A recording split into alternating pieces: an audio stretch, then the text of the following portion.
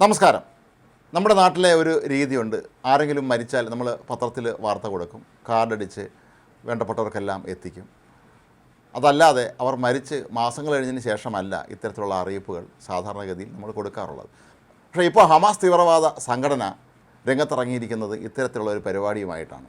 ഇവരുടെ പല നേതാക്കളും എന്നോ കൊല്ലപ്പെട്ടതാണ്. മാസങ്ങൾക്ക് മുമ്പ് കൊല്ലപ്പെട്ട പലരും കൊല്ലപ്പെട്ടു എന്ന് പറഞ്ഞുകൊണ്ട് ഇപ്പോൾ പത്രക്കുറിപ്പുമായി ഇറങ്ങിയിരിക്കുകയാണ് അവർ. ഇതിലേറ്റവും പ്രധാനപ്പെട്ടതായി ഇന്ന് പുറത്തിറങ്ങിയത് മുഹമ്മദ് ദെയ്ഫ് എന്ന അവരുടെ ഏറ്റവും പ്രധാനപ്പെട്ട നേതാവിൻ്റെ മരണവാർത്ത അവർ ഉറപ്പിച്ചതാണ്. കഴിഞ്ഞ വർഷം ജൂലൈയിലാണ് ഇയാൾ കൊല്ലപ്പെട്ടത് എന്നാണ് ഹമാസ് ഇപ്പോൾ നമ്മെ അറിയിച്ചിരിക്കുന്നത്.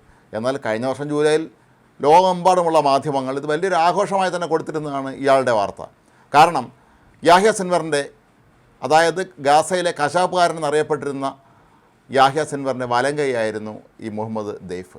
2023 ഒക്ടോബർ 7 ഇസ്രായേലിലേക്ക് കടന്നു കയറി ആക്രമണം നടത്തിയതിന് നേരിട്ട് നേതൃത്വം നൽകിയ ഹമാസ് നേതാക്കൾ ഒരാളായിരുന്നു ഇയാൾ. അതുകൊണ്ട് തന്നെ ഇസ്രായേലിൻ്റെ നോട്ടപ്പുള്ളിയുമായിരുന്നു മുഹമ്മദ് ദെയ്ഫ്. ഇയാൾക്ക് മറ്റൊരു പ്രത്യേകത കൂടിയുണ്ട്. ഹമാസിൻ്റെ സൈനിക മേധാവി കൂടിയായിരുന്നു മുഹമ്മദ് ദെയ്ഫ്. എല്ലാ കാര്യങ്ങളും ആസൂത്രണം ചെയ്യുന്ന കാര്യത്തിൽ അതിവിദഗ്ധനായിരുന്നു മുഹമ്മദ് ദെയ്ഫ്. മനുഷ്യത്വം ലവലേശം തൊട്ട് തീണ്ടിയിട്ടില്ലാത്ത ഒരു മഹാക്രൂരനായ വ്യക്തി കൂടിയായിരുന്നു ഇയാൾ. ലോകത്ത് ആളുകൾ ബോംബ് പൊട്ടിയും അതല്ലാതെ വെടിവെച്ചുമൊക്കെ കൊല്ലപ്പെടുമ്പോൾ അത് കണ്ട് ആഹ്ലാദിക്കുന്ന ഒരു മനസ്സുണ്ടായിരുന്ന ഒരു മനുഷ്യനായിരുന്നു ഈ മുഹമ്മദ് ദെയ്ഫ്. ഇയാളെ വളരെ കൃത്യമായി ഇയാളെ അനുയായികളെയും കഴിഞ്ഞ വർഷം ജൂലൈയിൽ തന്നെ ഇസ്രായേൽ സൈന്യം വകവരുത്തിയിരുന്നു. അത് ഹമാസിന് വലിയ തിരിച്ചടിയും തന്നെയായിരുന്നു. പക്ഷേ ഹമാസ് അന്നൊന്നും സമ്മതിച്ചു തന്നിരുന്നില്ല ഇയാളെ ഇസ്രായേൽ തീർത്തു എന്നുള്ള കാര്യം. ഇപ്പോഴാണ് ഹമാസ് നമ്മെ അറിയിക്കുന്നത് മുഹമ്മദ് ദെയ്ഫ് കൊല്ലപ്പെട്ടുവെന്ന്. മുഹമ്മദ് ദെയ്ഫിന് മറ്റൊരു പ്രത്യേകത കൂടിയുണ്ട്. ഹമാസിൻ്റെ തുരങ്കങ്ങളുടെ സൃഷ്ടാവ് ഇയാളാണ്. ഗാസയിലെങ്ങും ഭൂഗർഭ തുരങ്കങ്ങൾ ഉണ്ടാക്കി അവിടെ തട്ടിക്കൊണ്ടുവന്നവരെ താമസിപ്പിക്കാനും ഹമാസിൻ്റെ ഉന്നത നേതാക്കൾക്ക് സുഖവാസമൊരുക്കാനുമൊക്കെ അത് മൊത്തത്തിൽ അതിൻ്റെ ഒരു എഞ്ചിനീയറെ പോലെ നിന്ന് എല്ലാ കാര്യങ്ങളും നോക്കിയത് അതിൻ്റെ ആ പണിയുടെ സൂപ്പർവൈസർ ഈ മുഹമ്മദ് ദെയ്ഫായിരുന്നു. അങ്ങനെ എല്ലാ അർത്ഥത്തിലും ഹമാസിൻ്റെ ഒരു രണ്ടാമത്തെ മൂന്നാമത്തെയോ നേതാവ് എന്ന് പറയാൻ തക്കവണ്ണമുള്ള വളരെ പ്രമുഖനായ ഒരാൾ തന്നെയായിരുന്നു മുഹമ്മദ് ദെയ്ഫ്. അയാളെ മാസങ്ങൾക്ക് മുമ്പ് കൊന്നിട്ട് ഇപ്പോഴാണ് ഹമാസിന് അത് സമ്മതിക്കേണ്ടി വന്നിരിക്കുന്നത്. മാത്രമല്ല മറ്റു പലരുടെയും പേരുകളും ഇപ്പോൾ ഹമാസ് പുറത്തുവിട്ട് തുടങ്ങിയിരിക്കുകയാണ്.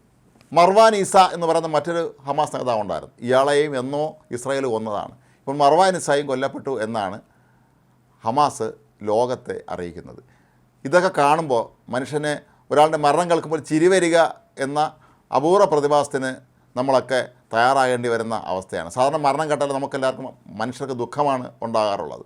പക്ഷേ ഇവരുടെ ഈ ഒരു കോമഡി പരിപാടി ഇത് ഭയന്ന് തന്നെയാണ്. ഒരുപക്ഷെ ട്രംപ് ഇപ്പോൾ അമേരിക്കൻ പ്രസിഡൻ്റായി കൂടി എത്തിയ സ്ഥിതിക്ക് ഏത് നിമിഷവും ഇനി ബാക്കിയുള്ളവരെയും കൂടെ തീർക്കാം എന്നുള്ള ഒരു അവസ്ഥ നിലവിൽ നിന്നുകൊണ്ട് കൂടിയാണ് ഇവർ ഇത്തരത്തിലുള്ള ഈ ഒരു ചാക്കാല പ്രഖ്യാപനങ്ങൾ ഇപ്പോൾ നിരന്തരമായി മരണ അറിയിപ്പുകൾ നൽകിക്കൊണ്ടിരിക്കുന്നത്.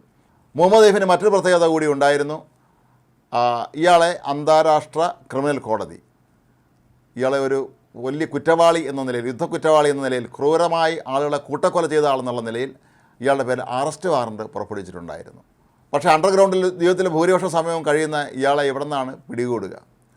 അങ്ങനെ ഒളിച്ചിരിക്കുന്ന സമയത്ത് തന്നെയാണ് ഒളിച്ചിരിക്കുന്ന സ്ഥലം കൃത്യമായി കണ്ടെത്തി അവിടേക്ക് ഇസ്രായേൽ ആക്രമണം നടത്തിയത്. ഏതായാലും ഇനി അങ്ങോട്ടുള്ള ദിവസങ്ങളിൽ ഒരുപക്ഷെ നീണ്ട പട്ടികകൾ വരുമായിരിക്കാം. ഇനി യാഹ്യ സിൻവർ, ഇസ്മായിൽ ഹനിയൊക്കെ കൊല്ലപ്പെട്ട വിവരം നേരത്തെ അവർ സ്ഥിരീകരിച്ചിരുന്നു. ഇനി വേറെ ആരൊക്കെയാണ് കൊല്ലപ്പെട്ടത് എന്നുള്ളതിൻ്റെ പട്ടിക എത്രയും വേഗം ഹമാസ് പുറത്തുവിടും എന്ന് തന്നെ നമുക്ക് പ്രതീക്ഷിക്കാം. പക്ഷേ ഇസ്രായേലിനെ സംബന്ധിച്ചും ലോകത്തെ സംബന്ധിച്ചുമൊക്കെ ഇതൊക്കെ എന്നേ നാട്ടുകാർ അറിഞ്ഞ കാര്യമാണ്.